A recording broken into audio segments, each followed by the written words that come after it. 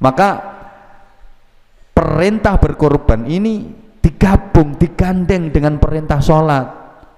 Berarti kadar perintah ini kekuatannya sama-sama wajib. Ini menurut pendapat yang mengatakan korban itu hukumnya wajib. Mergo ayat Quran jelas, fasholli li rabbika wanhar. Sholat hukumnya apa?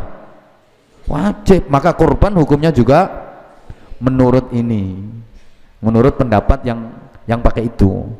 Nah, yang menguatkan lagi, binatang yang dijadikan korban itu harus memenuhi beberapa persyaratan.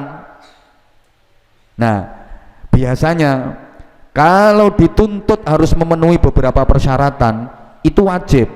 Nek sunnah gak patek ono syarat-syarate. Gak patek ono syarat-syarate lek sunnah. Tapi kalau dituntut untuk memenuhi beberapa persyaratan itu biasanya wajib.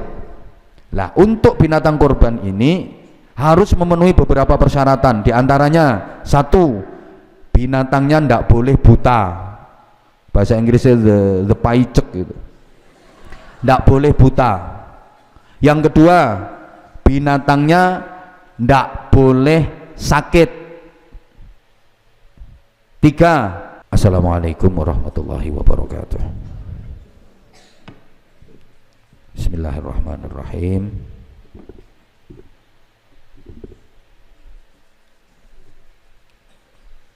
Alhamdulillahi rabbil alamin wa kafa alladhi an'ama alaina wa hada walladhi amarana bittiba'i millati Ibrahim hanifa. Allahumma salli wa sallim wa barik ala nabiyil mustafa sayyidina wa maulana Muhammadin al-mujtaba wal muqtafa wa ala alihi wa ashabihi ahli sidqi wal wafa. Subhanaka la ilma lana illa ma 'allamtana innaka antal alimul hakim.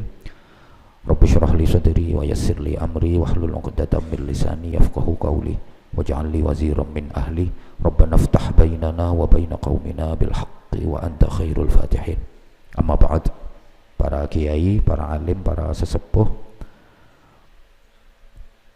segenap pengurus yayasan, majelis asatid, asatidah yang saya hormati, anak-anakku, santri putra dan santri putri,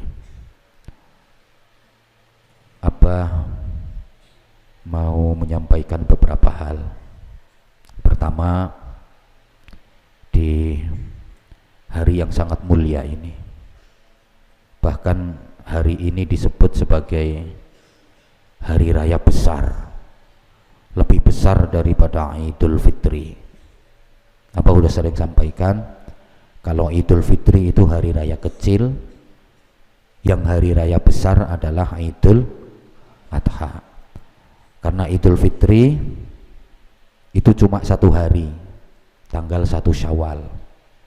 Idul Adha 4 hari, 10, 11, 12, 13 Dzulhijjah. Idul Fitri hari raya kecil, soalnya cuma membayar zakat fitrah. Kalau Idul Adha hari raya besar, nyembelih sapi. Tuh, ini hari sangat mulia. Kemarin ada 2 hari mulia, Tarwiyah dan Arafah. Kita dianjurkan untuk membersihkan hati, kita diperintahkan untuk menyambung silaturahim, kita diperintahkan untuk saling memaafkan. Kalau kesalahan kepada Allah SWT sudah kita ikhtiari, istighfar, taubat, melakukan amal-amal kebaikan, termasuk kemarin kita menjalankan puasa, ngaji dan sebagainya. Tapi dosa dan kesalahan antar sesama harus minta maaf dan dimaafkan.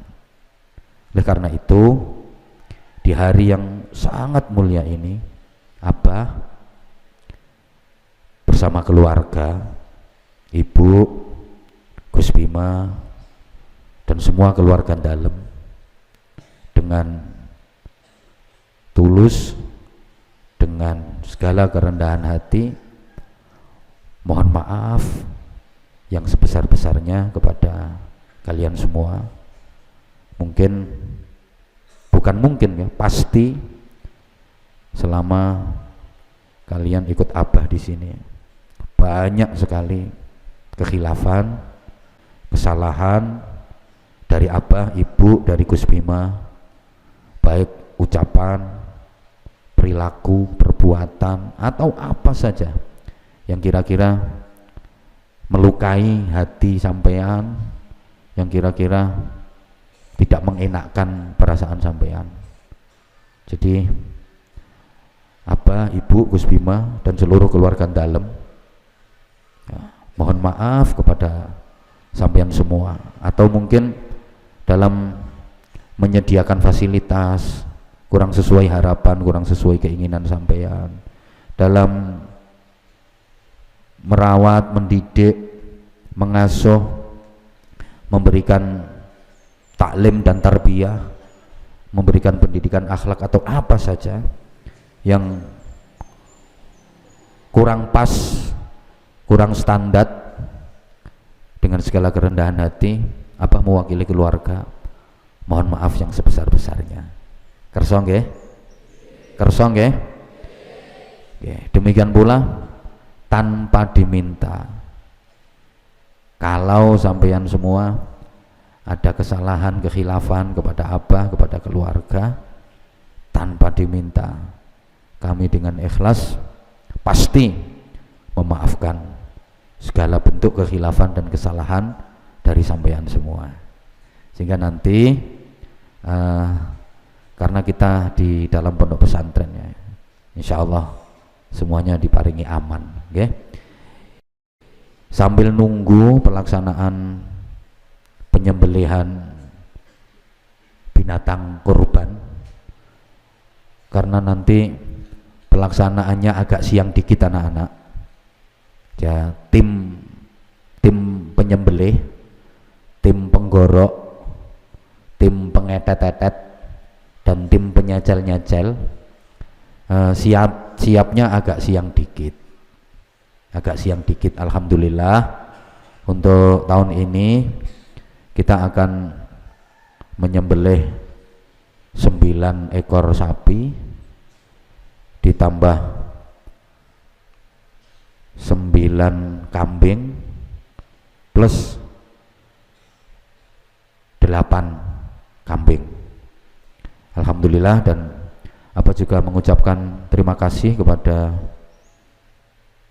orang-orang yang telah mengamanahkan penyembelihan binatang kurban ke pesantren kita. Mudah-mudahan manfaah, maslahah, barokah fi dini wa dunya wal akhirah.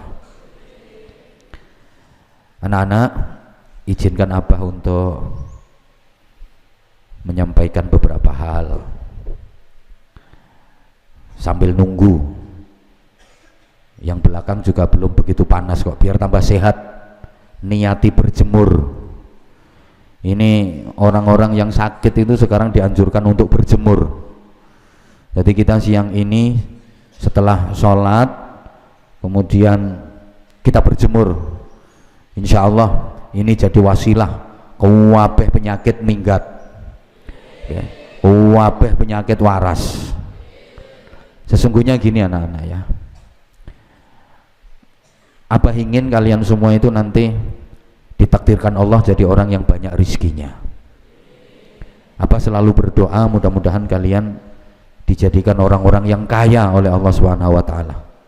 Kaya ilmu, kaya akhlakul karimah, kaya harta.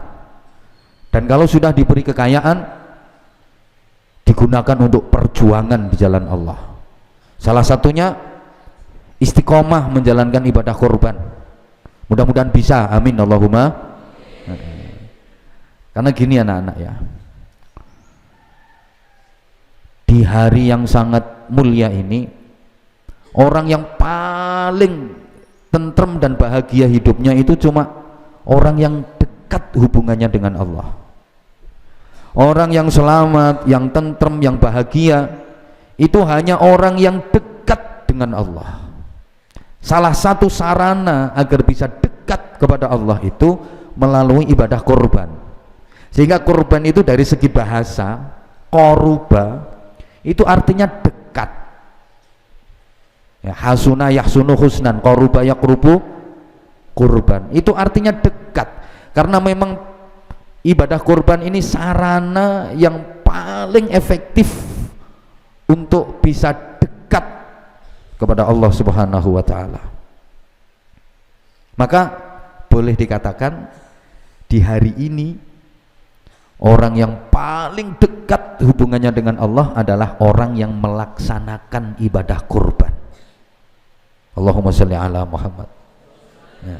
Apa juga berdoa mudah-mudahan tahun depan para ustadz ustadzah diberikan kelonggaran rizki dan bisa berkorban semuanya, makin dekat kepada Allah Subhanahu wa taala.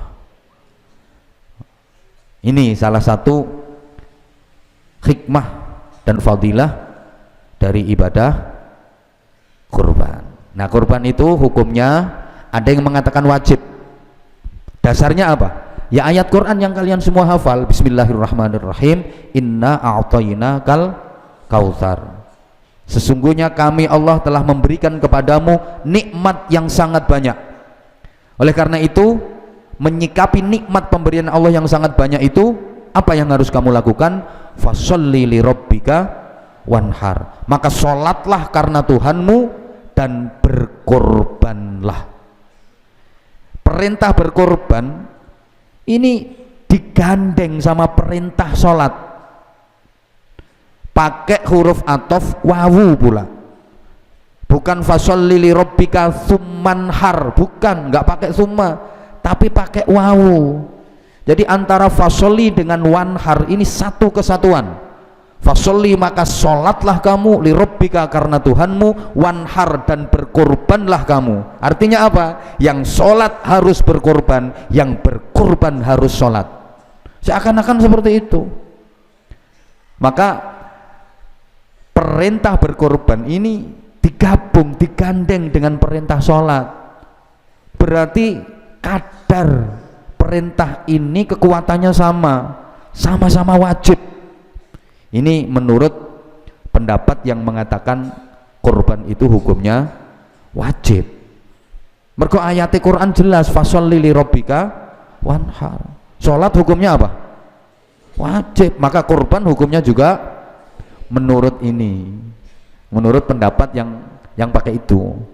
Nah, yang menguatkan lagi, binatang yang dijadikan korban itu harus memenuhi beberapa persyaratan. Nah, biasanya kalau dituntut harus memenuhi beberapa persyaratan itu wajib. Nek sunnah gak patek ono syarat-syarate, gak patek ono syarat-syarate lek sunnah. Tapi kalau dituntut untuk memenuhi beberapa persyaratan itu biasanya wajib. Lah untuk binatang korban ini harus memenuhi beberapa persyaratan. Di antaranya satu, binatangnya ndak boleh buta. Bahasa Inggrisnya the paicek gitu. Ndak boleh buta. Yang kedua, binatangnya ndak boleh sakit. Tiga, binatangnya ndak boleh cacat, koyok tingklang, buntutnya tugel barang ngono ku, pokoknya gak oleh cacat. Yang keempat, binatangnya ndak boleh kurus, harus gemuk. Ojo sampai nuntun wedhus sampai digawa nang masjid apa dikano panitia. Sing nuntun lawamu, sing dituntun kuru. Iku kuwalik, mestine sing digorok iku sing nuntun. Nah, Arif misalnya apa korban nuntun wedhus regane 1,5 juta. Kuru. Arif watuk wedhusnya mencelat. Harus memenuhi syarat. Nah, biasanya kalau dituntut harus memenuhi syarat itu hukumnya wajib. Nah, cuma menurut jumhur ulama, mayoritas ulama, kurban itu hukumnya sunnah muakkadah, sunnah yang sangat dikokohkan. Sunnah muakkadah itu dengan wajib cuma selisih 1 strip saja. Dasarnya apa? Mayoritas ulama mengatakan kalau kurban itu hukumnya sunnah muakkadah. Dasarnya Rasulullah Muhammad SAW menyembelih binatang kurban dan beliau berkata, ya Allah, hadhihi udhiyatun minni wa min ahli, wa hadhihi udhiyatun min ummati. Ya Allah, ini kurban aku sembelih, kurban ini untukku dan seluruh keluargaku. Satunya lagi, kurban ini aku sembelih ya Allah untuk seluruh umatku. Rasulullah itu menjagani, barangkali ada umatnya yang gak mampu menjalankan ibadah kurban, dikurbani karo Kanjeng Nabi. Jadi kuwabeh umatnya Kanjeng Nabi ki wis dikurbani karo Kanjeng Nabi, sedaya pun dikurbani karo Kanjeng Nabi. Jagani mbok menawa ana umat sing gak mampu, Kanjeng Nabi sayangi karo umatnya. Masya Allah. Tapi iki aja mbok gawe alasan, wis dikurbani Kanjeng Nabi ora usah kurban. Ilmune Pak Dul. Wis dikurbani karo Kanjeng Nabi ora usah kurban. Ya aja. Enggak begitu. Paham ya? Paham ya? Nah, sehingga para sahabat itu banyak yang punya kemampuan untuk berkorban tapi tidak melaksanakannya setiap tahun. Dulu para sahabat itu banyak yang kaya raya tapi nggak melaksanakan kurban setiap tahun. Ditanya oleh santri-santrinya, nek santrine sahabat jenenge apa? Tabiin. Alhamdulillah sabilun aja hebat-hebat. Kenging nopo jenengan kok mboten kurban padahal jenengan sugih, kok mboten kurban tiap tahun? Jawabannya, aku khawatir nek aku nyembelih kurban tiap tahun kalian semua nganggep bahwa kurban itu hukumnya wajib. Mulane aku gak nyembelih tiap tahun. Ten iki aja gedalil neh Pak Dul. Mulane aku ora nyembelih, kuwatir kok nek cah-cah nganggep kurban wajib. Kuwi dalile Pak Dul medhit nek kuwi. Nah, kalau Abah sampean dongakno, insyaallah nek Abah tiap tahun selama diberi kelonggaran rezeki insyaallah tiap tahun melaksanakan kurban, insya Allah tiap tahun. Soalnya apa ora iso nentokno hukum, apa ora kuwatir blas, ora kuwatir. Apa meskipun tiap tahun nyembelih kurban gak kuwatir aku nek masyarakat, wah berarti ki wajib iki kiyaine nyembelih kurban terus, ra ngarah. Masyarakat sing diarep-arep malah dum-dumane kok. Anak-anakku ya gak mungkin duwe anggapan, wah apa tiap tahun kurban berarti kurban iki wajib, gak mungkin duwe anggapan ngono. Sakeh orane mondoke ra bayar kok. Allahumma sholli ala Muhammad. Paham nggih? Nah, yang sampai kepada Allah bukan darahnya, bukan dagingnya, tapi apanya? Ketakwaannya. Ya walaupun ada riwayat gini anak-anak ya. Begitu binatang itu disembelih, sebelum darahnya menetes ke bumi, itu sudah sampai dan diterima oleh Allah Subhanahu wa taala. Bayangkan. Padahal begitu digorok ngok jrot cur, darah itu langsung sampai ke bumi. Sebelum darah itu sampai ke bumi sudah diterima oleh Allah. Tapi ingat, yang diterima bukan darahnya, bukan dagingnya, tapi apanya? Ketakwaan. Jadi nilai ketakwaan sama yang dinilai Allah dari manusia, bukan wajahnya, bukan tubuhnya, bukan jabatannya, bukan pangkatnya, tapi apanya? Takwanya, hatinya, akhlakul karimahnya. Sama dengan itu. Mudah-mudahan semuanya diberi kemampuan Allah untuk bisa menjalankan ibadah kurban. Nah, paling tidak ikhlas berkorban, mempunyai jiwa siap berkorban, mempunyai jiwa siap torok demi perjuangan, bukan malah mengambil keuntungan dari sesuatu yang dinamakan perjuangan. Jadi prinsipnya apa yang bisa saya berikan untuk perjuangan Islam, bukan apa yang bisa saya dapat dari memperjuangkan Islam. Naudzubillah min. Nah, ini pelajaran penting, pelajaran paling berharga dari nilai kurban. Sampeyan dididik mempunyai jiwa dermawan, dididik supaya dadi wong sing loman, mempunyai kepedulian sosial. Allahumma sholli ala Muhammad. Nah, ini sejarahnya kurban itu ngene anak-anak ya. Terakhir ya, kalau perhatikan ya, sambil niat berjemur, mudah-mudahan sehat kabeh. Oke, soalnya tim penggoroknya nanti agak siang. Habis ini mohon dengan segala hormat Ustadz dan Ustazah untuk pinarak saantawis di dalam ustadz dan ustadzahnya atau pak dan ibunya ya. Ntar ya gini, asal muasal ceritanya yang sebagian telah Abah sampaikan di khutbah tadi itu dari kekasih Allah yang bernama Ibrahim alaihi salam yang dijuluki Abul Anbiya, bapaknya para nabi. Bahkan Nabi Ibrahim itu dijuluki bapak tauhid. Bapak apa? Nabi Ibrahim itu dijuluki bapak tauhid. Seluruh nabi yang 124.000 itu yang dijadikan Allah sebagai uswatun hasanah cuma 2. Satu Rasulullah Muhammad SAW, yang kedua Nabi Ibrahim. Saking hebatnya, dari 124.000 nabi yang dijadikan uswatun hasanah bagi kita 2 itu. Saking hebatnya Nabi Ibrahim. Ibrahim itu dijuluki bapak tauhid. Karena apa? Semua yang dilakukan oleh Nabi Ibrahim untuk Allah dan karena Allah. Jadi inna sholati wa nusuki wa mahyaya wa mamati lillahi rabbil alamin. Itu semua betul-betul sudah bisa dipraktekkan oleh Nabi Ibrahim. Sholatku, seluruh ibadahku, mahdoh maupun muamalah, ritual maupun sosial, hidupku, matiku, semua untuk Allah, karena Allah. Dan itu betul-betul bisa dipraktekkan oleh Nabi Ibrahim 100%. Maka ujian Nabi Ibrahim itu luar biasa. Ujiannya Nabi Ibrahim itu luar biasa. Dia harus berhadapan dengan ayahnya sendiri yang pembuat patung itu. Akhirnya beliau harus diusir dari rumah, berhadapan dengan raja penguasa yang zalim namanya Namrud. Ibrahim harus menjalani hukuman, dibakar hidup-hidup. Kemudian Nabi Ibrahim diuji lagi, diusir dari negaranya, diusir dari tanah kelahirannya, Babilonia. Tanah kelahiran Nabi Ibrahim itu Babilonia.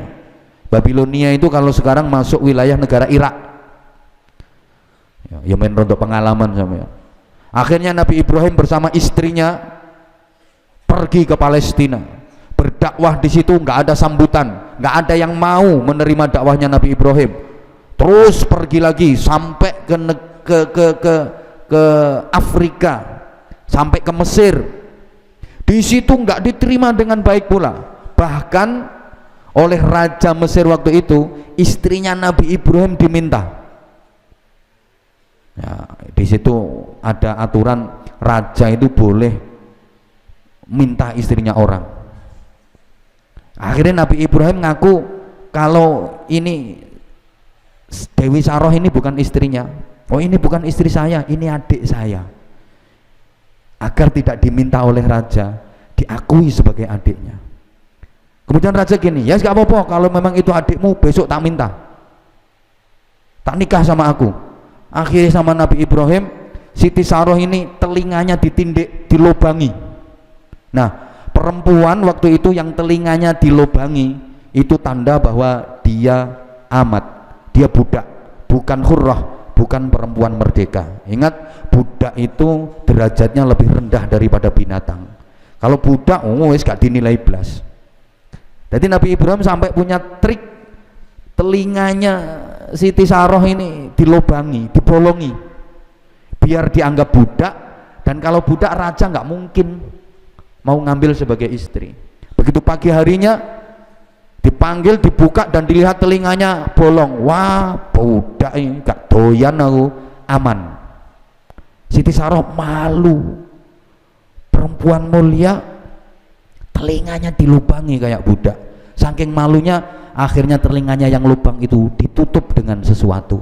Mulai saat itulah ya awal mula wong wedok gawe giwang. Saurunge iki ra yang wong wedok gawe giwang, gawe anting-anting. Nek saiki malah laki lahir wis ditindik ya. Aman akhirnya. Kemudian diusir dari Mesir, kembali ke kampung halamannya. Akhirnya Nabi Ibrahim bingung, di kampung halamannya nggak diterima. Berangkat nenggone Palestina, sembunyi-sembunyi di situ. Lama-lama Nabi Ibrahim pengen punya keturunan, mikir Aku sudah tua, istriku sudah tua, tapi nggak punya anak, nggak punya keturunan. Siapa nanti yang meneruskan perjuangan? Mikir, susah, prihatin. Sama Allah diperintahkan untuk menikah Siti Hajar. Ini akhirnya nikah sama Siti Hajar. Setelah nikah sama Siti Hajar, punya anak namanya Ismail. Ibrahim diperintah oleh Allah untuk menjalani ujian yang luar biasa. Ibrahim, kamu bersama istrimu dan anakmu berangkat sana ke selatan. Kemana ya Allah? Udah pokoknya jalan terus ke selatan, jangan berhenti sebelum tak perintah berhenti. Kalau aku ngidul terus 2 bulan nerao ya, soalnya aku ya gak ngerti ya, kira-kira ya dari Palestina sampai ke Mekah itu kalau jalan kaki dari Palestina sampai ke Mekah, terus jalan ke selatan, pelaku terus sebelum diperintah stop sama Allah, sebelum ada stop sama Allah nggak boleh berhenti, terus jalan sampai ke lembah yang tak bertuan, tak berpenghuni, nggak ada tanaman, nggak ada binatang, nggak ada air. Diperintah berhenti sama Allah, stop Ibrahim, kamu di situ di lembah gersang itu, berhenti. Kemudian tinggalkan istri dan anakmu di situ. Bayangkan di lembah yang gersang, nggak ada air, nggak ada kehidupan, nggak ada tanaman buah-buahan, nggak ada binatang, nggak ada manusia. Maka Siti Hajar pun sedih, hanya dia bersama bayi kecilnya yang bernama Ismail. Bertanya kepada Nabi Ibrahim, wahai suamiku, my husband,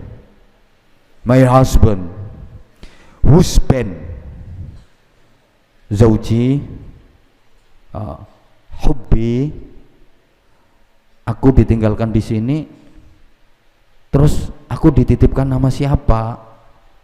Ibrahim dengan penuh cinta menjawab, habibati, istriku, engkau aku titipkan kepada Allah. Emang Hajar ini perempuan istimewa. Begitu dibilangi dititipkan nama Allah, langsung, kalau memang Allah yang engkau titipi aku siap menjalani. Ditinggal, hanya ditinggali air nih, coro saiki no sak bak cilik, hanya ditinggali sekantong air itu, wes gak ditinggali apa-apa. Ibrahim pulang ke Palestina, Hajar sama Ismail di situ sendirian menjalani kehidupan. Bayangkan seorang ibu dengan merawat anak kecil, gak ono pasar, gak ono buah-buahan, ujiannya luar biasa. Ringkes cerita, akhirnya terus muncul sumur Zam-Zam. Nggih? Niku ceritane muncul sumur Zam-Zam niku lho. Nah, setelah ada sumur Zam-Zam, masyarakat akhirnya tahu, ada orang dagang lewat nyari air. Wah, di sini ada air yang luar biasa. Kondok-kondok kancane, akhirnya rame. Semua orang ngambil air dari situ. Yang ngambil air di situ ngasih sesuatu ke Hajar, yang ngasih pakaian, ngasih kain, ngasih makanan, ngasih apa gitu, karena yang punya Hajar, yang punya air Zam-Zam itu. Jadi orang kalau ngambil air dari situ ngekei panganan, ngekei kain, ngekei duit ngono. Dan lama kelamaan banyak masyarakat yang bermukim di daerah sekitar situ. Selang beberapa tahun, udah lama nggak ketemu istri sama anaknya, Nabi Ibrahim kangen, mulai bayi sampai remaja. Akhirnya diperintah sama Allah, Ibrahim sekarang kamu pergi temui istri dan anakmu. Berangkatlah Nabi Ibrahim menuju tempat di mana beliau meninggalkan istri dan putra bayinya waktu dulu. Begitu sampai, subhanallah, Nabi Ibrahim kaget, ternyata daerah situ sudah subur makmur, ada sumber air yang luar biasa. Siti Hajar sehat, makin cantik. Putranya yang bernama Ismail tumbuh menjadi pemuda yang ganteng, top gantengnya, cerdas, ganteng, nurut, akhlaknya api, paket komplit. Ya kayak aku dulu waktu kecil.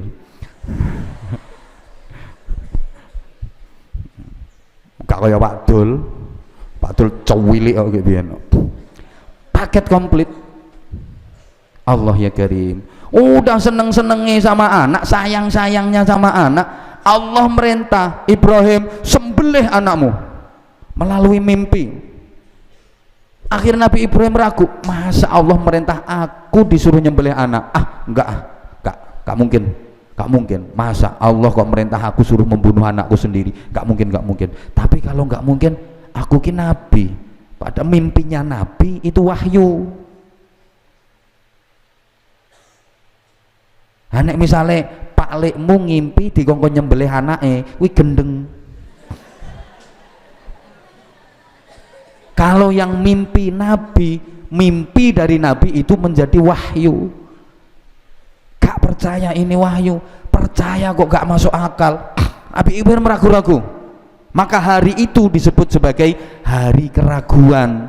Pas tanggal 8 Dzulhijjah, sehingga hari itu disebut hari Tarwiyah, artinya bimbang.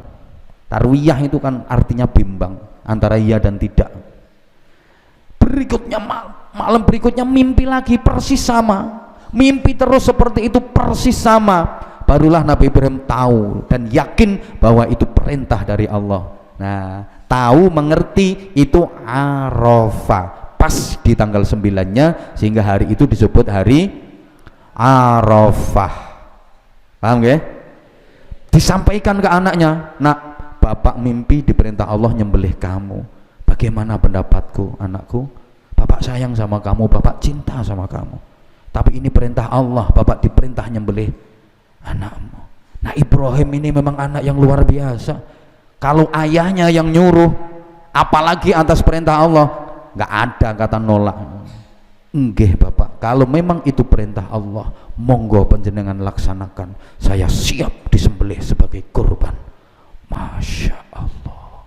Coba nih anak saiki, piye pak? Piye? Aku bete beleh. Ya tok sampean sing wis tuwek.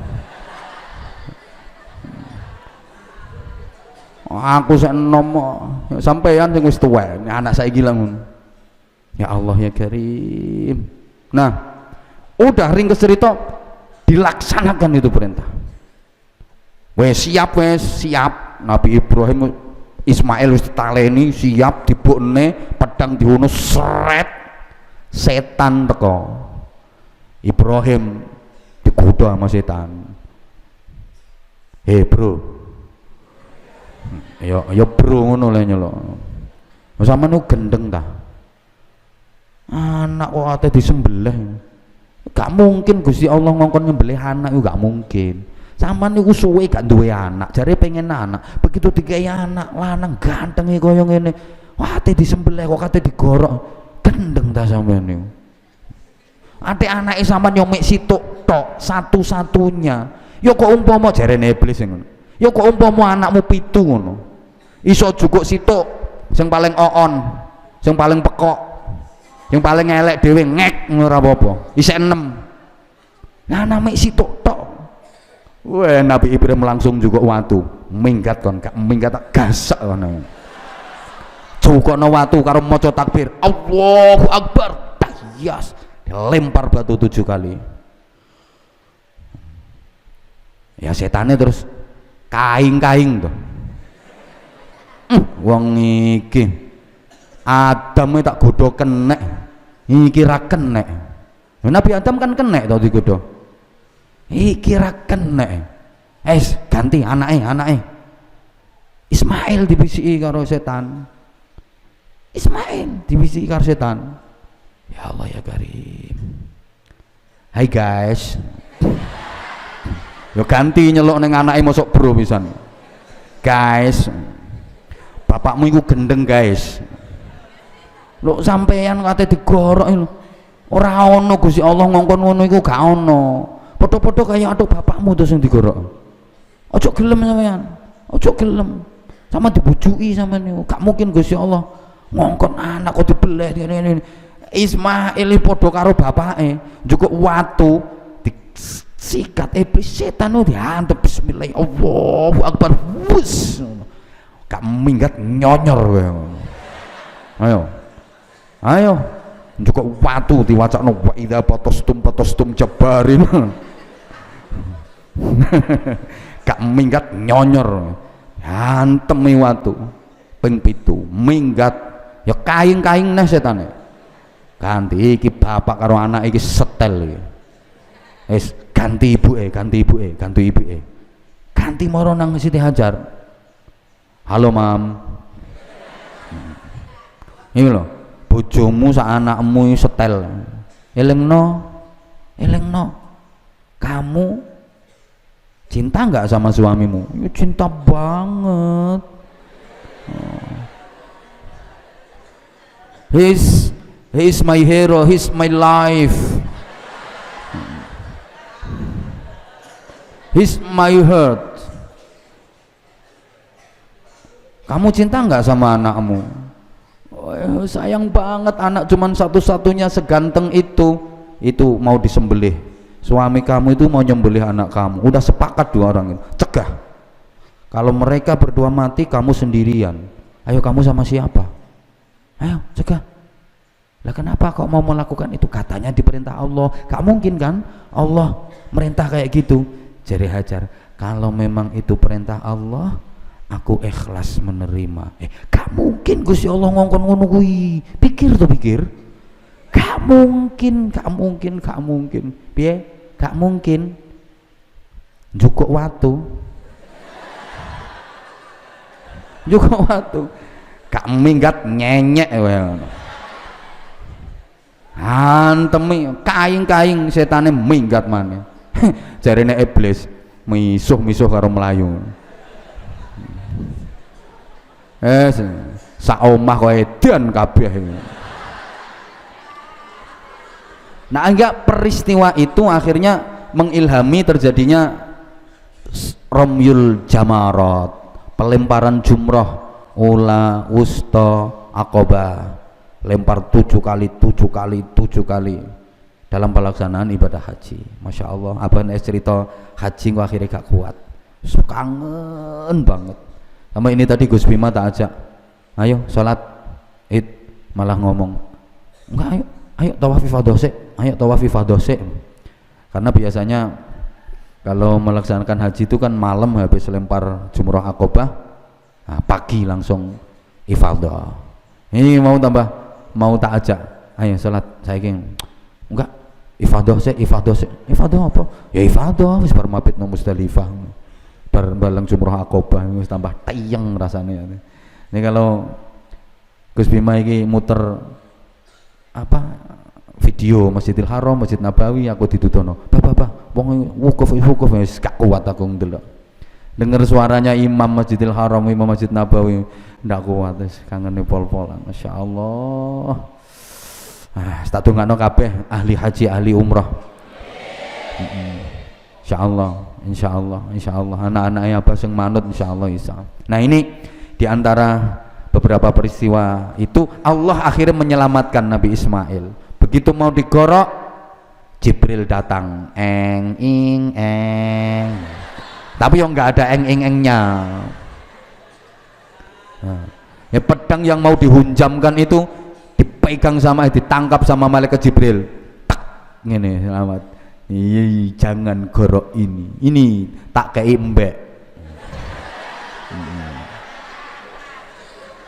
Akhirnya diganti embek dari surga. Diganti embek dari surga, sehingga akhirnya terselamatkan. Yang digorok kambing. Sampai sekarang syariat korban itu kalau untuk 1 orang kambing, kalau 7 orang boleh sapi, kerbau atau unta. Ya niku ya. Nek gak kuat kambing, cecek oleh orang. Ngawur. Ya kambing itu nek gak kuat yo ngenteni nek wis kuat. Ya memang ada beberapa riwayat yang mau dijadikan korban disembelih itu bukan Nabi Ismailnya tapi Nabi Ishaknya. Ada beberapa riwayat. Kalau kalian ngertine kan pokoknya Nabi Ismail, soalnya ngajimu kurang, ngopimu kurang adoh, ya ngajimu kurang jero. Jadi ada perkhilafan Ada yang mengatakan yang mau disembelih itu bukan Ismail tapi Ishak. Jadi bukan putra Ibrahim yang Ismail tapi Ishak. Mana yang benar? Ya padha bener wong sing dawuh ya wong alim, sing dawuh ya ulama, sing di pendapat yang ulama. Nah, kalau apa ditanya menurut apa itu yang mana yang disembelih? Yang Ibrahim atau yang Ishak? Kalau aku ya nggak mau tahu, mau Ibrahim mau Ishak, wong padha rasidone ae. Lah ya ta? Mau Ibrahim mau Ismail mau Ishak, wong sama-sama nggak jadi disembelih. Gitu? Nah, intinya itu perintah pelaksanaan ibadah kurban. Dah alhamdulillah ini apa? Mohon maaf kok dianggap iki ngaji kesuwen dan lain sebagainya, karena memang sampai sekarang tim penggoroknya juga belum datang. Jadi Abah minta maaf sambil Abah ngasih pengertian ke kalian semua biar setidaknya kalian punya sedikit wawasan dan pengetahuan. Anak-anak tolong habis ini kita musafahah. Habis ini kita musafahah, mohon bapak-bapak, para ustadz untuk berdiri di sini bareng saya, bareng Gus Bima. Anak-anak antri yang tertib, anak-anak antri yang tertib, kita musafahah. Demikian pula yang mbak-mbak musafahah sama ibu sama ustazah yang berkesempatan derek rawuh, monggo mempersiapkan diri dan ngajenge dalem kersane tambah barokah, kersane ngelunturno dosa-dosa. Nggih, terus habis ini nanti anak-anak nunggu pelaksanaan penyembelian, tolong yang tertib, nggak usah umek, nggak usah rame, dan nggak usah keluar dari lingkungan pondok. Jangan khawatir, wis to akeh sampean pengen sak blengere, sak umore, sak mencretmu wis. Sing penting dimakan, nggih. Dah, monggo apa minta maaf yang sebesar-besarnya. Sekali lagi mudah-mudahan semuanya diberikan kesehatan zahiran wa batinan, diberikan keselamatan, mudah-mudahan manfaah maslahah barokah ila yaumil qiyamah. Assalamualaikum warahmatullahi wabarakatuh.